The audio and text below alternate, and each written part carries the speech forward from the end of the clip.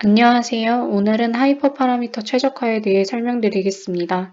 이 내용은 교재 7.3.2절을 참고해 주시기 바랍니다.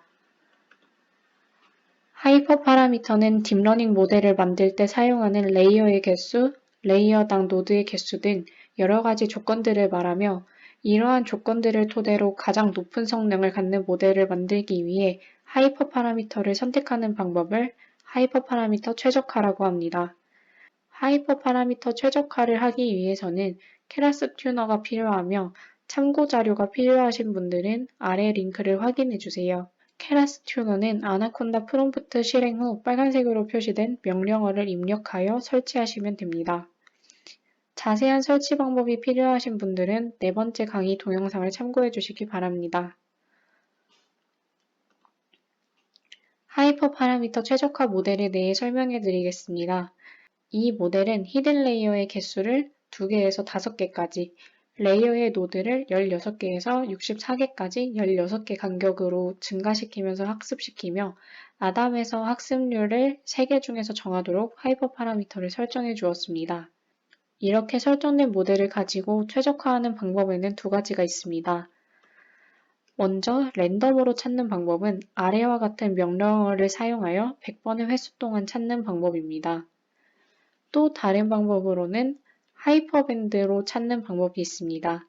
하이퍼밴드의 경우 찾는 횟수가 지정되지 않고 가장 최적화된 모델을 찾는 방법입니다. 모델의 차이에 대해서는 직접 하이퍼 파라미터 최적화를 진행하면서 설명드리겠습니다. 오늘은 여러 종류의 연강과 스테인리스 강에 대해 레이저 용접을 진행하고 공정 조건에 따른 용접부의 용입 깊이에 대해 모델을 만들어 보겠습니다. 입력 데이터에는 레이저 출력, 용접 속도, 빔 직경이고 출력 데이터는 용접부의 용입 깊이입니다. 먼저 하이퍼 파라미터를 하기 위해서는 라이브러리와 펑션을 불러와 줍니다. 이전 모델과 다른 점은 텐서플로우와 케라스 튜너와 관련된 라이브러리와 펑션이 추가되었습니다. 모델은 강의 자료에서 설명드렸던 것과 같이 히든 레이어의 개수를 2개부터 5개까지, 레이어의 노드 개수를 16개부터 64개까지 16개의 간격으로, 아담에서 학습률은 3개 중에서 고를 수 있도록 조건을 설정하여 학습하였습니다.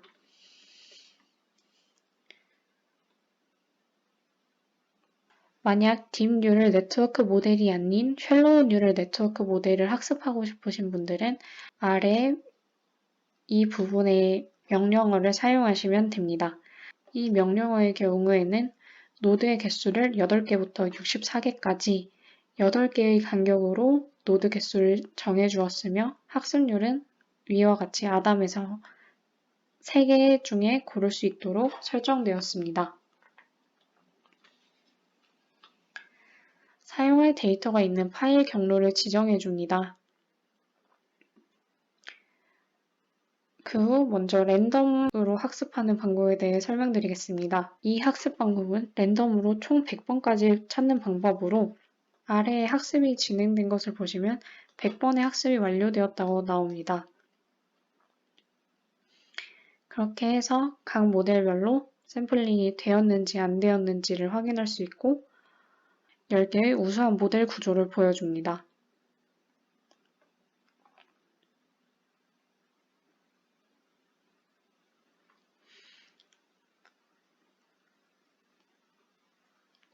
다음은 하이퍼밴드 튜너를 사용하여 찾는 방법입니다. 먼저 저희는 레이어의 개수, 레이어의 노드 개수, 그리고 학습률에 대해서 했기 때문에 팩터는 총 3개고요.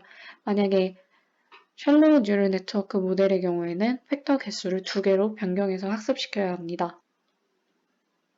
다음 명령어는 학습한 데이터를 어떻게 받을지를 정하는 것으로 먼저 하이퍼 파라미터 서치가 끝났고 그거에 대한 최적의 레이어 개수 그리고 그 레이어의 노드 개수, 학습률에 대해서 어떻게 나타낼 것인지에 대한 것을 설정해 준 명령어고요. 셜로우 뉴럴 네트워크 모델의 경우에는 레이어 개수에 대한 조건이 없기 때문에 아래에 있는 명령어를 사용해 주어야 합니다. 만일 이 명령어를 사용하고 싶으실 때는 앞에 있는 것을 지워주시고 아래에 있는 것도 이렇게 지워주시면 명령어가 활성화된 것을 확인할 수 있습니다. 이렇게 해서 학습을 진행해 주시면 됩니다.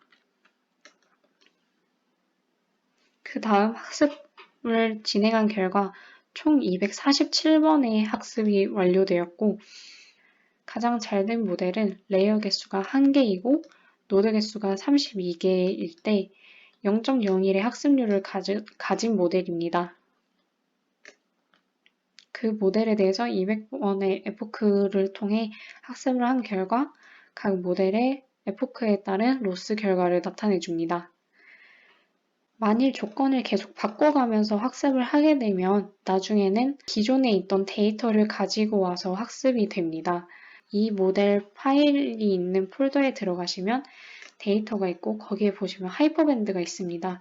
여기 있는 데이터들이 있기 때문에 다시 조건을 바꿔서 학습을 시키게 되면 이 데이터를 우선적으로 가지고 나오기 때문에 아까처럼 학습이 진행되는 것을 보실 수 없습니다. 그렇기 때문에 이 부분을 모두 삭제를 해주고 다시 학습을 진행하게 되면 다음과 같이 하이퍼 파라미터 최적화가 진행되는 것을 볼 수 있습니다. 오늘 강의는 이것으로 마치겠습니다. 감사합니다.